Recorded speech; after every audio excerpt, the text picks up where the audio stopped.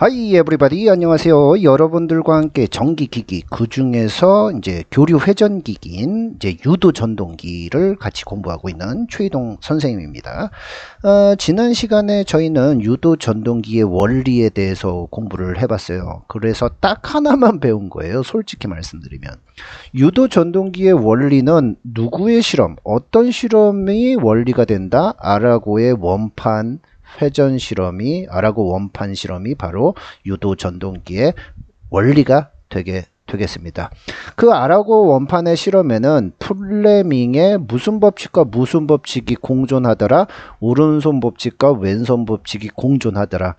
그래서 자석이 회전하면 원판도 같이 따라서 회전하더라. 근데 이 따라서 회전하는 것이 바로 유도 전동기의 가장 큰 특징이 되고 가장 큰 요소인 슬립을 발생시키는 요소가 되겠습니다. 어찌됐든 자, 오늘 이 시간에는 유도 전동기의 구조에 대해서 같이 공부해 보도록 하겠습니다. 자, 교재는 195페이지에서부터 시작됩니다. 유도 전동기의 구조.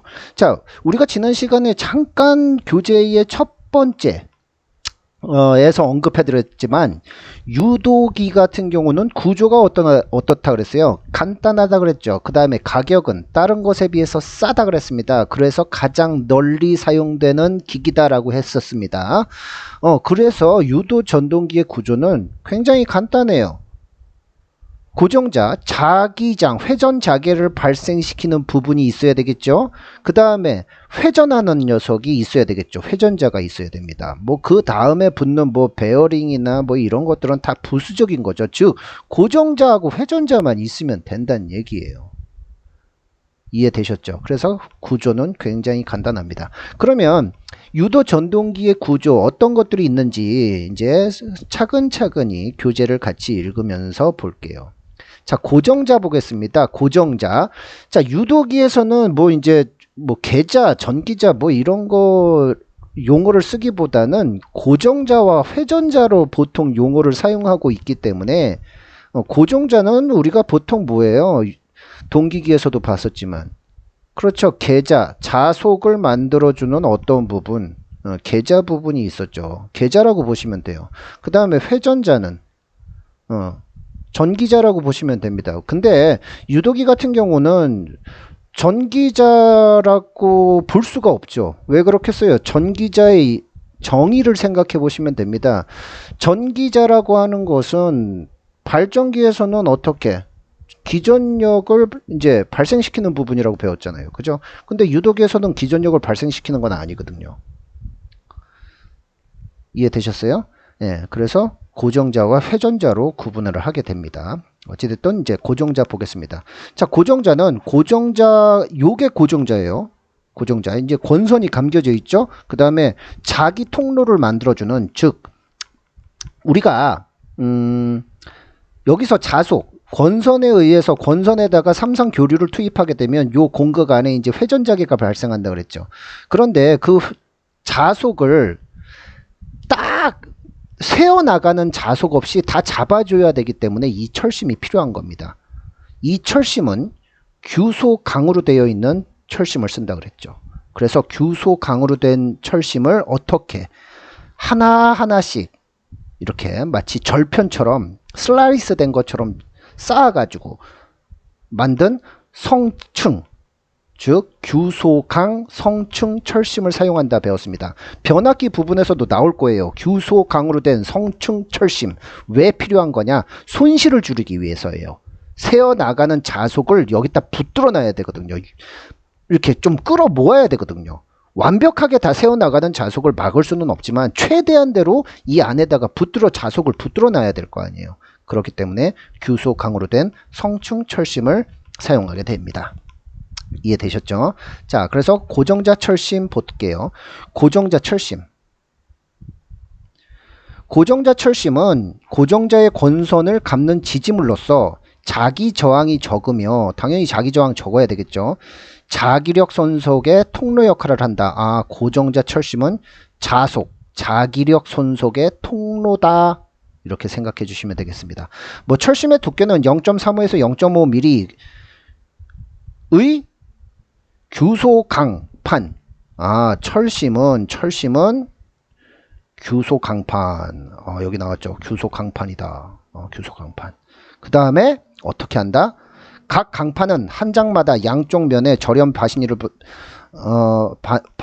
구워서 붙이는 방법으로 성층시키며, 규소강 성층시키며, 이런 방법으로 철심을 제작하면 와류손을 줄일 수가 있다. 규소강으로 하는 이유가 있어요. 뭐 때문에? 히스테리시스 손을 감소시키기 위해서예요. 교재에 안 나와 있습니다. 하지만 변압기 부분 배우시면서 같이 공부를 하실 거예요. 규소 강판을 사용하는 이유는 뭐 때문에? 히스테리시스 손 감소입니다. 그 다음에 성층 철심, 성층하는 이유는 와류손 감소입니다. 이렇게 구분시켜가지고 외워주시면 좀 좋을 것 같아요.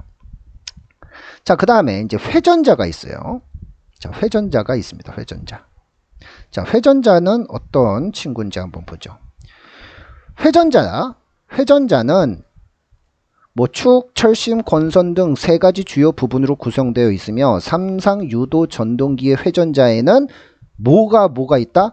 아, 농형 회전자하고 농형이라고 하는 회전자, 그 다음에 권선형 회전자라고 되어 있습니다. 아, 회전자에는 지금 종류가 두 개인 거예요. 농형하고 권선형으로 되어 있는 겁니다. 자, 그림에 볼게요. 요렇게 생겨 먹은 게 농형이에요. 자, 그럼 B그림 봅시다. 요거 B그림 잠깐 보시면 이거 어디선가 많이 본 것 같아. 느낌에. 어디서 많이 본 것 같아요? 마트에서 많이 봤잖아요. 마트에서. 아, 이런 거 많이 못 봤어요? 마트에서? 햄스터나 다람쥐 같은 거 쳇바퀴 있죠? 그 모양으로 생겼죠. 그래서 얘를 농형이라고 불러줘요.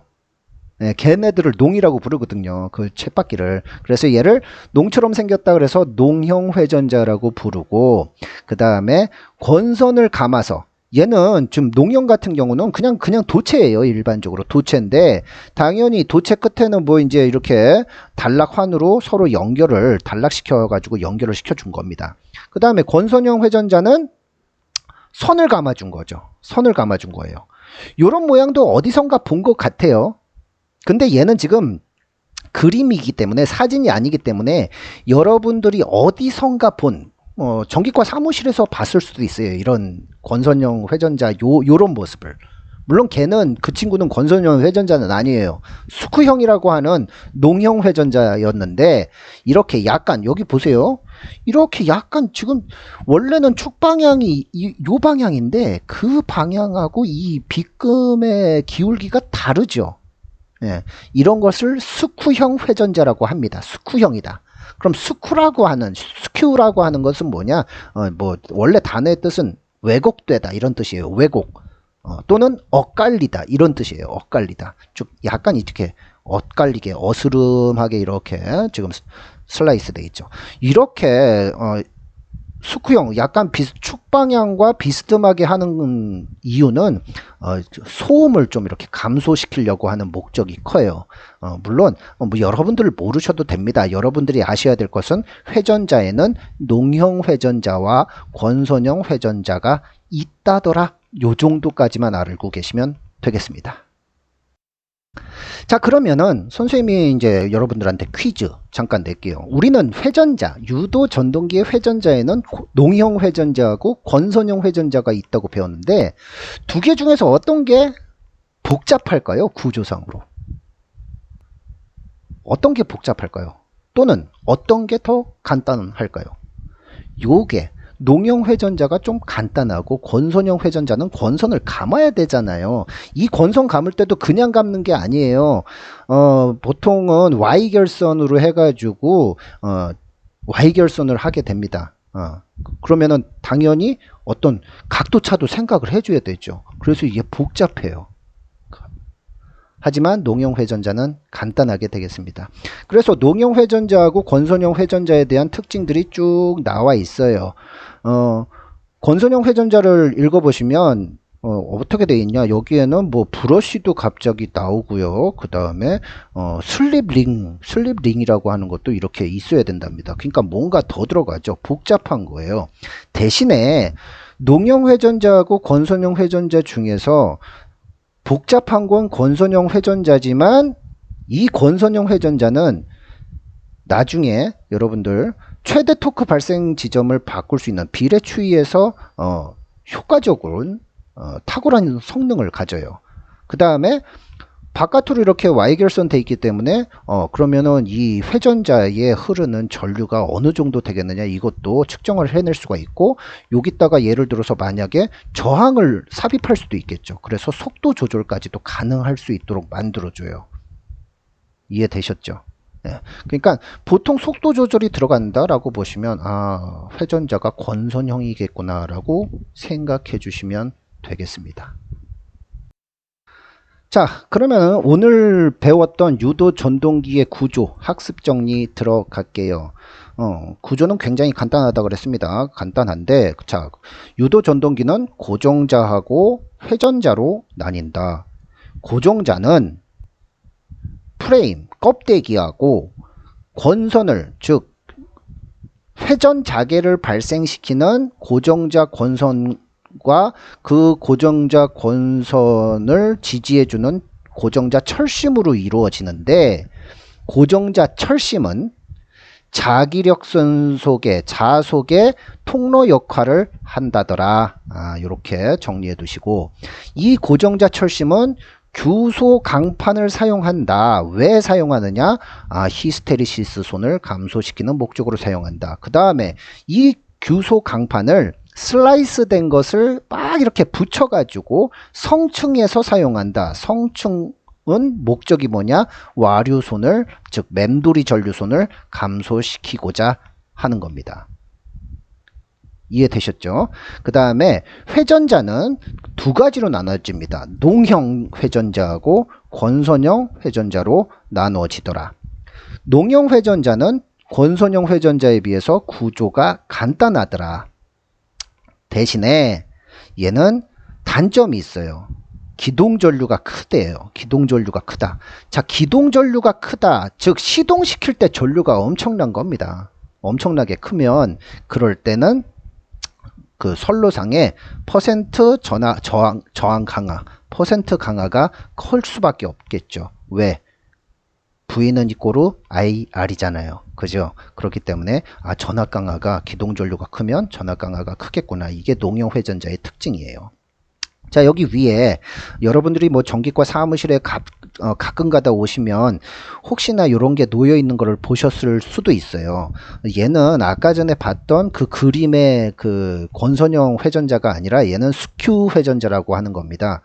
농형이에요, 농형. 그래가지고 스큐는 이렇게 엇갈려서 좀 어스릇하게, 이렇게 얘는 어스릇하게 해놓은 이유는 소음 방지, 소음을 좀 억제시키기 위한 목적입니다. 자, 어찌됐든 이제 권선형으로 갈게요. 권선형 회전자는 기동전류가 조절이 가능하더라. 기동전류 조절이 가능하다. 왜? 저항 삽입하면 된다 그랬잖아요. 그래서 속도 조절도 좀 가능한 형태더라. 대신에 얘는 농형 회전자보다는 구조가 복잡하다 그랬죠. 예, 그래서 운전할 때 조금 어떤 노력이 필요하게 되겠습니다. 자, 오늘 시간에는 유도 전동기의 구조, 고정자와 회전자에 대해서 알아봤습니다. 자, 그럼 다음 시간에 우리가 배울 것은요. 다음 시간에 배울 것은 이제 등가회로가 되겠죠. 자, 그러면 오늘 시간은 여기서 마무리 짓도록 하겠습니다. 다음 시간에 만나요. 안녕히 계세요.